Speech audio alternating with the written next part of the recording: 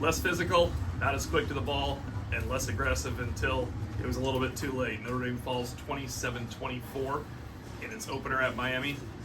This is Tim O'Malley with Tim Prister of Irish Illustrated, John Brice of Football Scoop, and Irish Illustrated Instant Analysis is brought to you by the RV Manufactured Housing Hall of Fame and Northern Indiana Event Center in Elkhart, Indiana. And Tim, as JB said, we were waiting for an elevator, interminably waiting for an elevator to get downstairs. They were too horizontal offensively until they couldn't be anymore. They were simply forced out of that game, and I really thought that hamstrung the offense and thus the team as the game progressed. Yeah, it really did. And, Mike Denbrock, maybe he felt his hands were tied because the offensive line wasn't winning at the point of attack. They didn't get Jeremiah Love involved until the second half. And really, essentially, for the first 50 minutes, Miami deserved to win the football game. They were more physical. They're just, this was nothing like Texas A&M. There really wasn't a whole lot of life in the stadium in comparison. Or on one sideline. Yeah. Well, yeah, and that's what I was going to say. That Notre Dame's lack of passion seemed to match that throughout most of the game. When they had to do it, they did it. C.J. Carr made a really, really poor decision, or Jaden Greathouse missed a block or whatever. I'm going to have to look at it, but that was the one really bad decision. But C.J. Carr allowed them to stay in the game. The big 65-yarder to Eli Raridan, and then Gerby Lambert comes back into the game at guard, gives a signal to Carr to come behind them, and he scores to tie it up. But Notre Dame's defense, again, the defense came through a couple times in the fourth quarter, but when they needed one more stand, it was a field goal drive to end it. Maybe defensively, they just weren't able to get the push they needed against Miami up front. As Tim said, there were two crucial drives, but you had the feeling when Notre Dame tied it with all that momentum, it was still going to be a baton death march down the field for a field goal.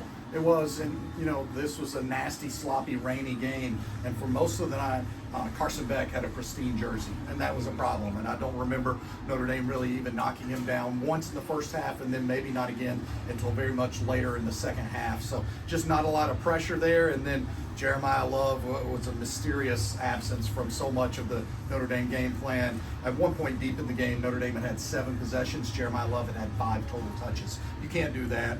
C.J. Carr providing a little bit of insight there when saying, I should have read less and just given it to Jeremiah Love more. Marcus Freeman had already echoed that sentiment. It was the first question asked of Marcus Freeman, as it should have been. Why such a horizontal attack? It seemed a little careful, and he said, at some point, the plan was to find some easy passes to get C.J. Carr going. He made a good point. He said, we just didn't gain yards on those easy passes, so you're going 3 and out. I think they had to get out of that, obviously. In retrospect, they know they had to get down to that quicker. Jadarian Price gave them a boost. He did fumble after that 30-yard run, and C.J. Carr dove on it. We didn't see Price again, I think, until Love. I think Love had a couple short runs where he was getting hit, and they had to bring somebody in. I actually saw a timeout happen, but Nolan James came in instead of Jadarian Price at some point after that fumble, so clearly they weren't pleased with that. But Price gave them a spark. It just wasn't enough. They could not get anything going running. When C.J. Carr is what you're relying on draw plays. He's not Riley Leonard. That's what they were relying on for crucial plays. Yeah, no doubt. And, I thought Eli Raridan, he had a drop along the way. And he had a couple of drops. He had a couple of drops, but, he obviously became really key. I need to look to see how in the world he got open for a 65-yarder, but they targeted him 9 times. He caught 5. Faison was featured early on. And you kind of looked at that and you thought, okay, they're going to go to their 3rd or 4th choice early and then try to open things up. They get the ball to Malachi Fields on the next series and he fumbles. But Fields ended up coming up big, and C.J. Carr ended up coming up big. But you can't play so apathetically for most of the 50 minutes of the football game. Well, and we asked Marcus Freeman about it post-game because, again, this is an offensive and defensive line-driven program, and that was the question. And he said, we played hard. We didn't play hard enough, long enough. And I think that was pretty telling. It's been a long time. I feel like most teams have to match Notre Dame's physical intensity. And I would point to maybe 2002 Ohio State as the last time that Notre Dame truly had to kind of ratchet it up and play outside of itself. Tonight, Notre Dame had to answer Miami's challenge. We just haven't seen that. When you said offensive and defensive line driven program, they were driven back tonight for too much of the game. No, it's not Anthony Knapp's cramping that had Notre Dame lose that game. It made it impossible for them to come back at the end. Gerby Lambert and Sullivan Absher, that was a planned rotation. I was actually a little surprised when Marcus told us that post-game. I asked him if that was a plan. He thought they could get Absher in as well. Absher was beaten once on the intentional grounding play. They're going to have to shore some things up front because we expected a far better offensive line effort than that. And the last drive, Styles Prescott isn't going to win in that situation. It was the rest of the game that I thought the offensive line would play better. Anthony Knapp apparently cramped up, and so they put Prescott in. And as soon as I saw him on the field, you know that's not a good situation.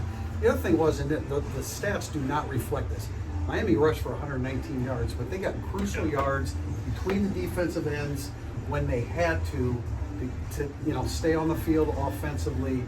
And that we were told that the Notre Dame's interior defensive line was going to be better, and the stats certainly reflect that it was. Well, there's one stat that does reflect it, because I think Miami was 57% rush efficiency and Notre Dame was around 31 until their last 3 runs. They got the yards they needed to get on the ground. And 50 minutes into this game, guys, it was about 31 minutes time of possession Miami, 19 minutes Notre Dame. That tells you the line of scrimmage story right there. When there's that kind of discrepancy and you're 5/6 of the way through the game. And I think one play that epitomized just not enough physicality was the touchdown at the end of the first half. And Don Schuler played that so poorly. You got to play, as you said, JB. You got to play through the football. Instead, he waited for it to come to him. C.J. Daniels is not going to allow the football to come to him. He obviously went up there and grabbed it and made a great play. And credit to Carson Beck, because he was actually pressured on that play by Blue Carter. He got it up. Look, you started reading off some of the stats when you were sitting next to me. Say, look, C.J. Carr has a higher passer rating, and he's got more yards passing than Carson Beck. It's like, that doesn't matter, because Carson Beck made 2 very important throws. One to beat Carson Hobbs on a hash-to-hash crossing route. I think they like Carson Hobbs better in coverage probably than Devonta Smith in those situations, because he did come back in. We asked Marcus Freeman about all the substitutions. They rotated like it was a regular game against Purdue, and he said, no, in this situation, we trust all those players. They're going to help us win. I want to stress one thing, because you kind of felt like just the deflating feeling of the Notre Dame fan base after this one.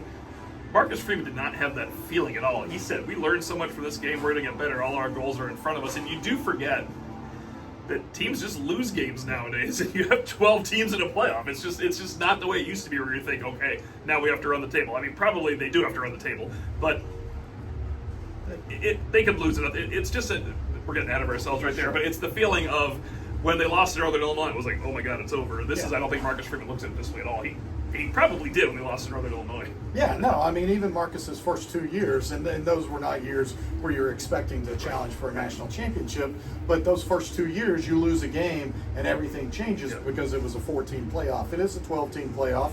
There is a lot still in front of this team, and now the good and the bad is there's 13 days, which is a lot of time before the next game. You go into halftime feeling like, okay, Marcus is going to give that fiery speech again here in this stadium, and it's going to work, and what happens?